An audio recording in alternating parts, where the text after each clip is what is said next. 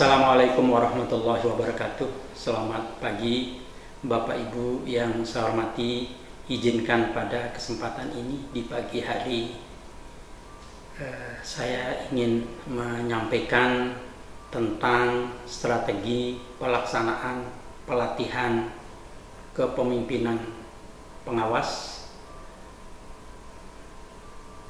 Pada pelaksanaan pelatihan ini, materi yang saya akan coba sampaikan strategi pembelajarannya adalah materi kepemimpinan dalam pelaksanaan tugas. Pada kurikulum mata pelatihan ini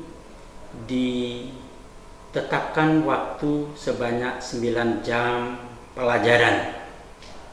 Oleh sebab itu, di dalam RBP dan RP kami rancang kegiatannya akan berlangsung sebanyak 3 sesi. Sesi yang pertama sebanyak 3 JP itu kami awali dengan perkenalan dengan para peserta. Perkenalan ini kami maksudkan agar kami dengan peserta nanti dalam proses pembelajaran dapat berlangsung secara harmonis, aktif, hangat, penuh dengan kekeluargaan. Saya perkenalkan diri mulai dari nama, Seridane, tempat saya bertugas adalah BP SDM Provinsi Nusa Tenggara Barat, dan selanjutnya kami setiap hari berangkat ke kantor dari tempat tinggal saya di Jalan Kiai Haji Mansur 1, Perumahan Indah Udayana, Mataram. Bapak Ibu yang saya hormati, selanjutnya pada kesempatan pertama, pada kesempatan berikutnya saya menyampaikan deskripsi dari materi mata pelatihan ini agar mereka tahu apa-apa yang harus terbahas. Kemudian juga saya menyampaikan tujuan dari pembelajaran. Tujuan pembelajaran yang saya maksudkan adalah untuk meningkatkan kemampuan menerapkan kepemimpinan yang melayani dalam melaksanakan tugas dan perannya sebagai pemimpin pengawas sehingga mampu menghasilkan pelayanan publik yang optimal. Jadi tujuannya ini cukup berat sebenarnya. Jadi para peserta ini diharapkan nanti mampu melakukan pelayanan publik secara optimal. Nah, supaya lebih tegas juga, kami tetapkan indikator keberhasilan mereka. Jadi ciri-ciri para peserta telah mencapai tujuan itu kami tetapkan ada 3. Yang pertama adalah menjelaskan pendekatan kepemimpinan dalam melaksanakan pekerjaan. Itu ciri yang pertama yang harus mereka kuasai. Yang kedua, mereka juga harus mampu menjelaskan konsep dasar kepemimpinan dalam pelaksanaan pekerjaan. Kemudian yang ketiga, mereka juga harus mampu menerapkan kepemimpinan dalam pelaksanaan pekerjaan. Masih pada sesi pertama, kami juga ingin mengajak para peserta pelatihan untuk mampu melihat hubungan antar mata pelatihan dalam agenda 2 itu. Keterkaitan mata pelatihan atau kompetensi yang dikuasai pada setiap mata pelatihan di agenda 2 dengan mata pelatihan kepemimpinan dalam pelaksanaan pekerjaan ini. yaitu dengan mata pelatihan diagnosa reading, berpikir kreatif dalam pelayanan, dan dengan mata pelatihan membangun tim efektif.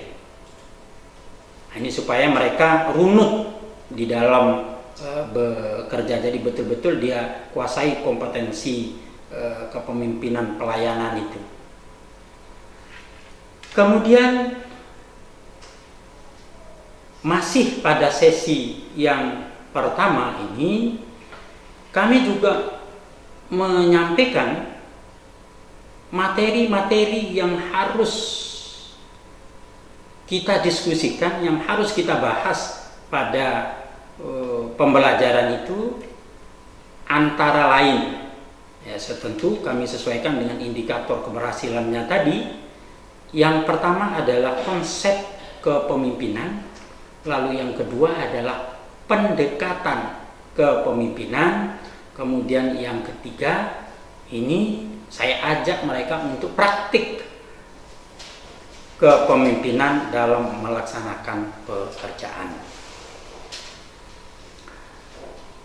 Dalam materi yang pertama tadi tentang konsep kepemimpinan, mereka saya ajak untuk berdiskusi, melakukan tanya jawab tentang pengertian kepemimpinan.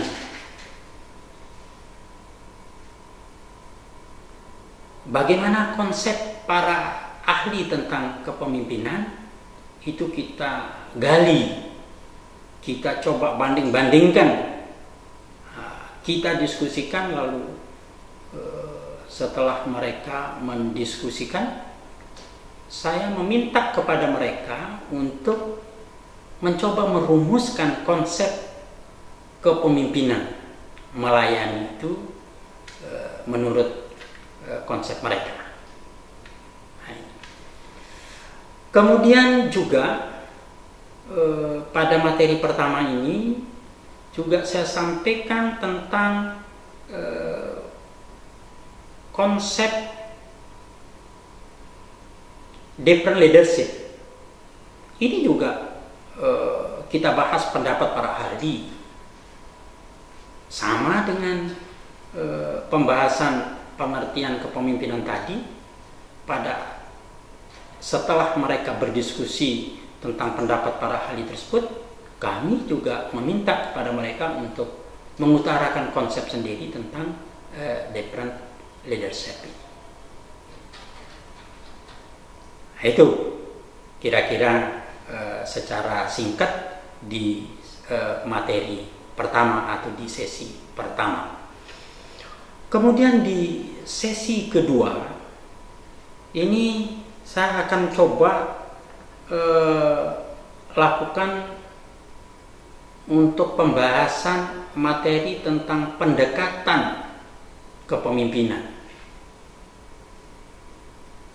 Setelah saya melihat modul yang ada, memang masih ada kurang atau masih ada hal yang perlu ditambahkan di sana. Oleh sebab itu saya mencoba membuat kartu informasi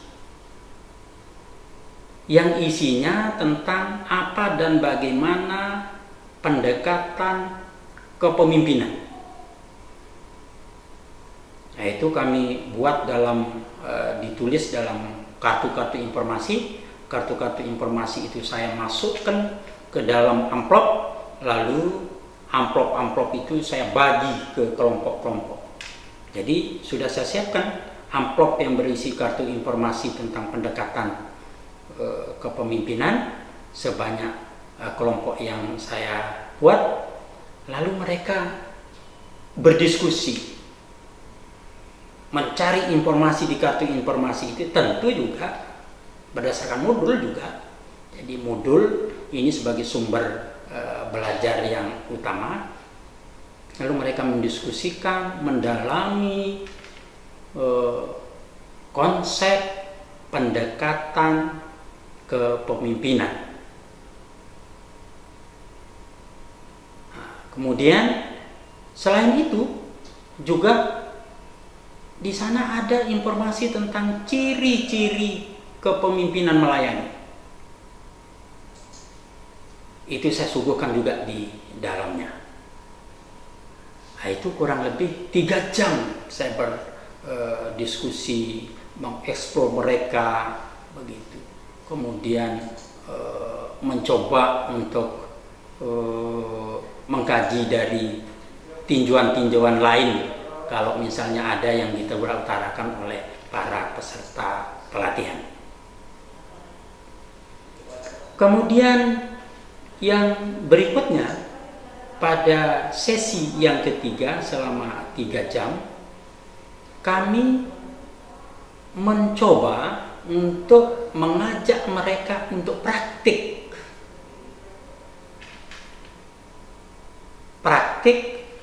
melaksanakan kepemimpinan dalam pelaksanaan pekerjaan.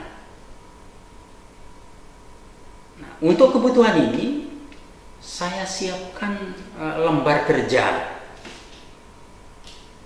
Nah, setelah saya coba memberikan contoh begitu ya, katakanlah bagaimana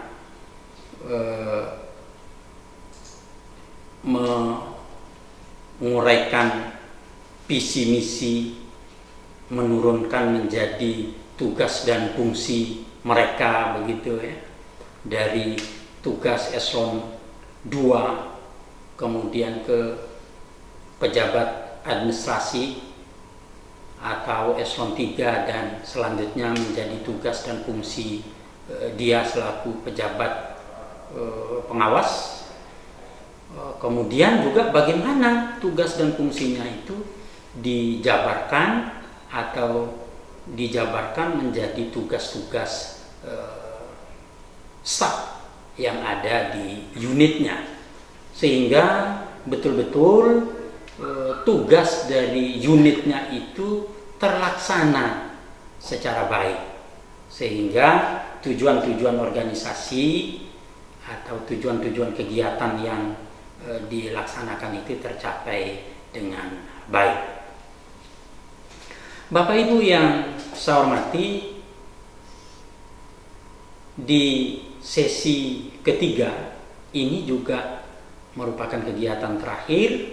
Oleh sebab itu pada sesi ini kami lakukan evaluasi ya, setelah diskusi-diskusi mereka, setelah mereka mengutarakan hasil-hasil diskusi terhadap kegiatan-kegiatan yang dituangkan dalam bentuk praktik tadi selesai, lalu kami mengevaluasi ketercapaian dari tujuan pembelajaran itu dengan menyampaikan pertanyaan ke peserta pelatihan yang ada di setiap kelompok. Setiap sesi, setiap materi pada sesi itu kami tanyakan secara acak kepada kelompok-kelompok yang ada, dan dari jawaban-jawaban mereka saya akan mencoba melakukan kajian, menilai apakah mereka telah menguasai konsep atau materi-materi pelatihan itu secara baik atau tidak. Di dalam, jadi saya tuju satu persatu, tentu jawaban itu kalau ada yang ingin melengkapi, saya berikan kesempatan kepada para peserta diklat, pada peserta pelatihan. Kemudian supaya dia yakin apa jawaban dari pertanyaan-pertanyaan itu, tentu juga saya memberikan penegasan kepada mereka bahwa pertanyaan ini dapat kita memberikan saran, kemudian penyempurnaan sehingga menjadi utuh pemahaman mereka. Kalau itu semua sudah kami lakukan, maka kami juga telah menyiapkan lembaran penugasan untuk lebih dia mampu mengembangkan mata pelatihan ini sehingga benar-benar mereka menjadi pejabat pengawas yang baik, tentu pengawas yang mampu melayani. Ya, itu saya kira secara garis besar apa yang ingin kami sampaikan tentang strategi pelaksanaan pelatihan untuk mata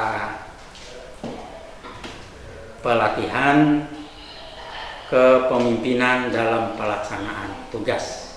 Demikian Bapak Ibu, mohon maaf kekurangannya. Assalamualaikum warahmatullahi wabarakatuh.